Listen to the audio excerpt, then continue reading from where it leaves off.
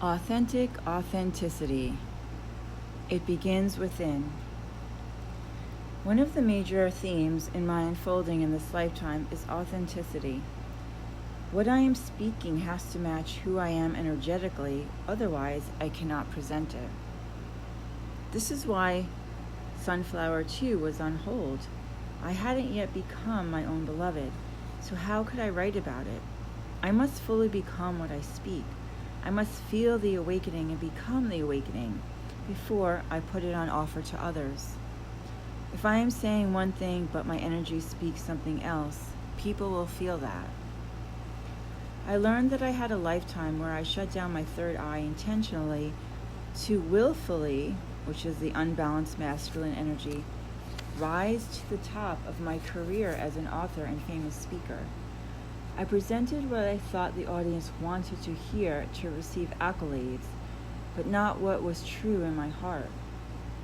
Now that I shine the light of consciousness on that archetype and pattern, I can change it. Suggestions for being. When you are in meditation or quiet contemplation, sit with your serpent. Allow it to rise. Feel it spiraling upward from the base of your spine, coalescing through the form and formless essence of your being. Let your serpent begin to speak to you.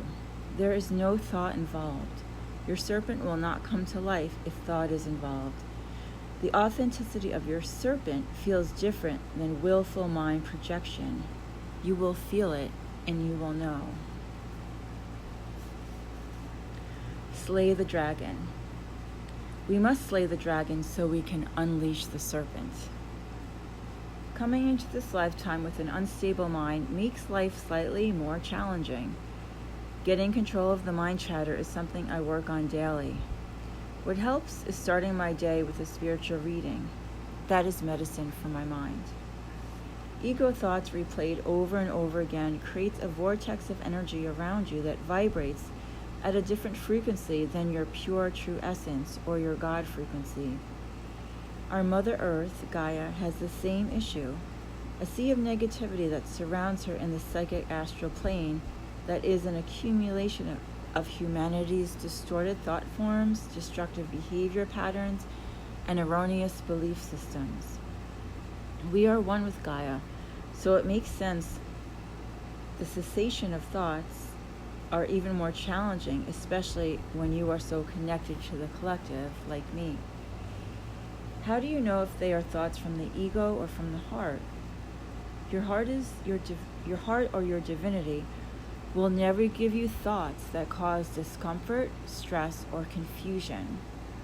Your heart or divinity only gives thoughts that create peace, clarity, and comfort. An example of a phrase of the ego mind, not the awakened heart: I have no connection to my divinity. The ego's primary role is to separate. Our higher presence or oversoul's primary role is to unify. Ego divides while love unites. So if you want to feel scattered and fractured, live from the ego mind. If you want to feel whole and holy, then live from the awakened heart. If you feel like your mind is out of control now, it is because it is you signaling you to wake up and reconnect with the divinity of your heart. At this point in our evolution, the dragon has gotten fiercer because of the dawning of the new earth that is here now. Fierce thoughts aren't bad, they are the signal. It is you battling you. There is no enemy except the one within. Ill, fierce thoughts are the pre-programming of the conditioned mind. It is you telling you that they are no longer serving you. There must be compatibility of the mind with the spirit. Ego mind in control, bad. Ego mind working with the awakened heart, good. We can choose to awaken to our divinity and stay in both realities. Suggestions for practicing the art of a no thought. When you catch yourself in a mind loop, noticing your thoughts have gone astray or have taken control, Visualize turning your thoughts off with a light switch. No judgment, just a flip of the switch. It works. You might have to flip the switch a lot in one day, but that's my little trick to quiet the mind and prevent it from taking control. Switch it off, switch it off, switch it off. Then go back to your breath.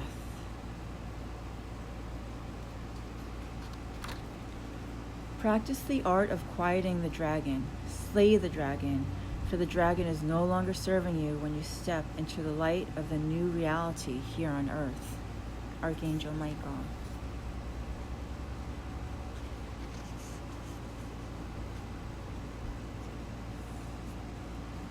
Buddhist teacher. I've never met anyone so thoughtless in my whole life. Keep up the good work.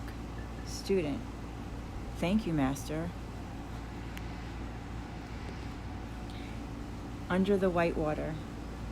There's another trick I discovered while living in Hawaii on how to find the stillness for the mind.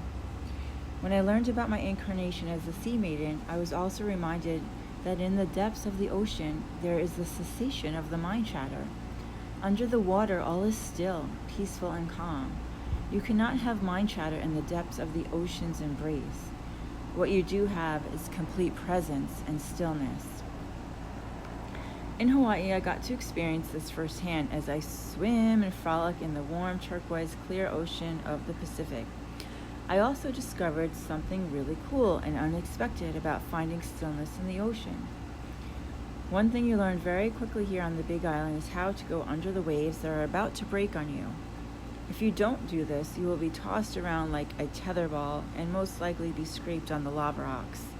Once you've experienced that, you will never do it again. Usually I swim out deep enough that I'm not in the ocean break, but one day I decided to stick around in the shallow water and play in the waves. One came crashing in. I ducked under, and despite the frantic tumbling of the waves above me, underneath I found a bubble of complete silence, of nothingness. You would have thought I just discovered gold. I plunged up out of the ocean with a huge smile. Wow, I thought, that was amazing. And back under I went again and again and again. It was like time stood still for a nanosecond under the wave, and I was in a space of pure peace. I shared it with the girl next to me, but she didn't seem to partake in the same excitement. Oh well, under I went again, happy as a mermaid. The depths of the ocean contain its own wisdom. You become one with the wisdom of the ocean when you become submerged in its womb. I invite you to try it now without having to actually go into the ocean. Cup your ears with your hands, sealing in the energy to hear the ocean's call. Close your eyes. Imagine you are underwater and can breathe while floating effortlessly in the ocean's embrace. Relax your shoulders, unscrunch your face, focus on your third eye, your Ajna chakra, the space between your eyebrows.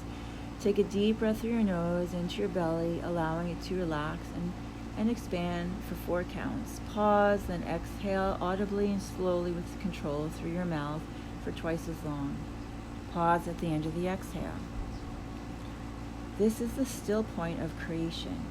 Do this a few times and you will feel a space within your being of perfect stillness, calm and presence. It only takes but a minute.